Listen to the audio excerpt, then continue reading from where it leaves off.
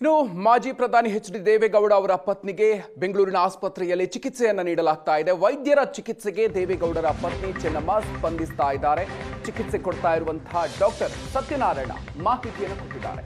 30% ಉಸಿರಾಟದ ತೊಂದರೆ ಹತೋಟಿಗೆ ಬಂದಿದೆ ಅಂತ ಹೇಳಿ ಮಾಹಿತಿ ಕೊಟ್ಟಿದ್ದಾರೆ. ನಿನ್ನೆಗಿಂತ ಇವತ್ತು ಚೇತರಿಸಿಕೊಂಡಿದ್ದಾರೆ ಅನ್ನೋದು ವೈದ್ಯರು ನೀಡಿರುವಂತಹ ಮಾಹಿತಿ. ವೆಂಟಿಲೇಟರ್ ಇಲ್ಲ, ಸಹಜ ಉಸಿರಾಟ ನಡೀತಾ ಇದೆ.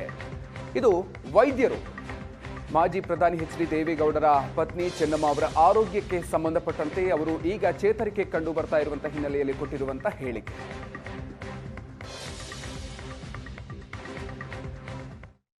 ರಾತ್ರಿ ಸ್ವಲ್ಪ ತೀವ್ರವಾಗಿತ್ತು. ಈಗ 20-30% ಒಂಚೂರು ಉಸಿರಾಟದ ಒಂದು ತೊಂದರೆ ಒಂದು ಹತೋಟಿಗೆ ಬರೋ ತರ ಸೂಚನೆಗಳು ಕಾಣ್ತಾ ಇದೆ. ವೈಯಕ್ತಿಕವಾಗಿ ಅವರು ಪಡ್ತಾ ಇದ್ದ ಪರಿಶ್ರಮ ಒಂದು 30-40 ಭಾಗ ಕಮ್ಮಿ ಆಗಿದೆ. ಅಂದರೆ ನೋಡೋದಕ್ಕೂ ಒಂಥರ ಸುಧಾರಿಸಿರೋ ಥರ ಕಾಣ್ತಾರೆ. ಮುಂದಿನ ಚಿಕಿತ್ಸೆ ನಡೆಯುತ್ತೆ. ಇದು ಬಹಳ ಟೈಮ್ ತಗೊಳ್ಳೋಂಥ ಟ್ರೀಟ್ಮೆಂಟ್. 1-2 ದಿನದಲ್ಲಿ ಸುಧಾರಣೆ ಆಗೋ ಥರ ಕಾಣ್ತಾ ಇಲ್ಲ.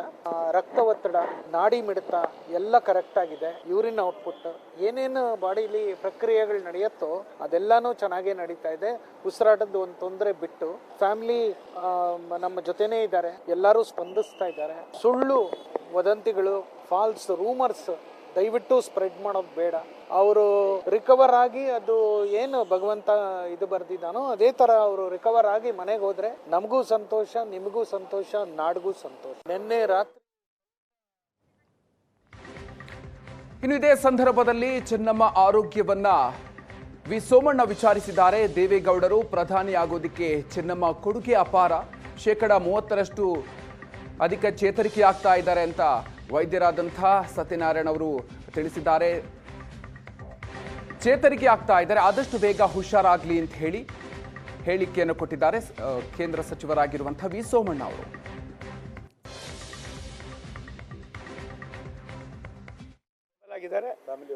ಅವರ ಮಗಳ ಜೊತೆಯಲ್ಲಿ ನಾನು ಇಷ್ಟೊತ್ತೊಂದು ಮಾತಾಡ್ಕೊಂಡು ಬಂದಿದ್ದೀನಿ. ಅನಸೂಯಮ್ಮ, ನನ್ನ ಸಹೋದರಿ ಶ್ರೀಮತಿ ಅನಸೂಯಮ್ಮ, ಡಾಕ್ಟರ್ ಮಂಜುನಾಥ್ ಅವ್ರ ಜೊತೆಲಿ ಮಾತಾಡಿದ್ದೀನಿ. ಬೆಳಗ್ಗೆ ಡಾಕ್ಟರ್ ರಮೇಶ್ ಹತ್ರನೂ ಮಾತಾಡಿದೆ. ಶ್ರೀಮತಿ ಚೆನ್ನಮ್ಮ ದೇವೇಗೌಡರು ಸ್ಟೇಬಲ್ ಆಗಿದ್ದಾರೆ. 30-35% ಚೇತರಿಸ್ಕೊಳ್ತಾ ಇದ್ದಾರೆ. ಎಲ್ಲ ಇದಕ್ಕೆ ಏನು ಔಷಧಿಗೆ ಸ್ಪಂದಿಸ್ತಾ ಇದ್ದಾರೆ. ಆಗಿರೋದ್ರಿಂದ ನನಗನ್ಸರೆ ತುಂಬ ದಿನ ಹಿಡಿತದೆ, ಒಂದು ದಿನದಲ್ಲ. ನನಗನ್ನಿಸಿ ಚೇತರಿಸ್ಕೋತಾರೆ. ಮತ್ತೆ ಚೆನ್ನಮ್ಮನವರು ತಮ್ಮ ದೈನಂದಿನ ಚಟುವಟಿಕೆಗಳು ಮಾಡ್ತಕ್ಕಂಥದ್ದಕ್ಕೆ ಭಗವಂತ ಅವ್ರಿಗೆ ಆಶೀರ್ವಾದ ಮಾಡ್ತಾನೆ ಅನ್ನುವ ಅಚಲವಾದ ನಂಬಿಕೆ ನನ್ನದು. ಸ್ಟೇಬಲ್ ಆಗಿದ್ದಾರೆ.